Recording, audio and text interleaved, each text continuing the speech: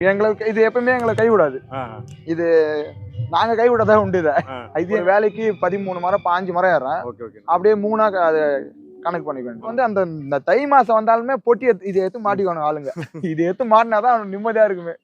காசுக்காக இல்லண்ணா, காசுக்காக இது பண்றது இல்ல, இந்த தொழில் பண்றது இல்ல. நம்ம வந்து அந்த ஒரு தெரியல, அது ஒரு உணர்வு மாதிரி இருக்குது எங்களுக்கு. இது 3 இருந்தா சின்ன குழந்தை கூட 2 நாள் சொல்லி கொடுத்தா கத்துக்க வார்த்தையை கத்துப்பாங்க. அண்ணா வணக்கம்ண்ணா.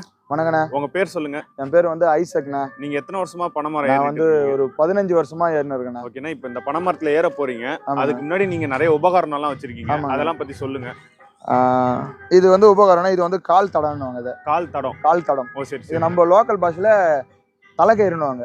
அது தலையை காதுக்காதனால தலைக்கயிறுன்னுவாங்க. அப்புறம் வந்து இது பேர் வந்து வடம். வடம்.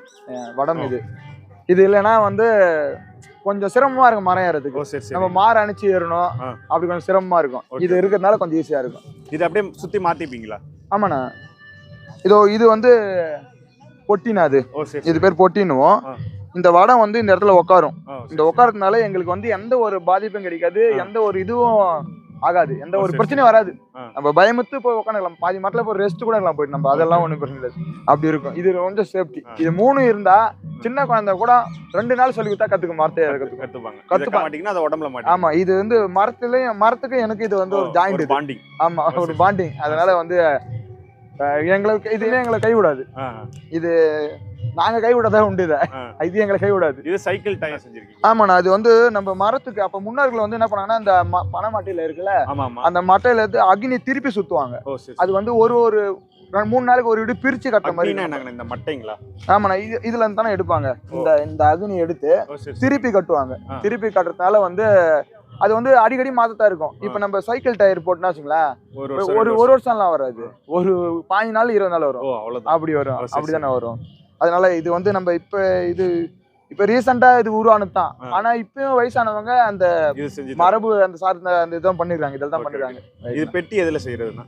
பெட்டி வந்து நம்ம தென்னங்குருத்து இருக்குல்ல, தென்னங்குருத்துல வந்து செய்யறதுன்னா, அது தென்னங்குருத்தை வந்து 2 நாள் ஊற வச்சு அதுல செய்யறதுன்னா. கத்தியை காட்டுங்கண்ணா, அதுதான் உங்களுக்கு முக்கியம். ஆமாண்ணா. இதுதான் நம்ம கத்தி. இதை இன்னும் ஷார்ட் பட்டல இன்னும் சீவணும்.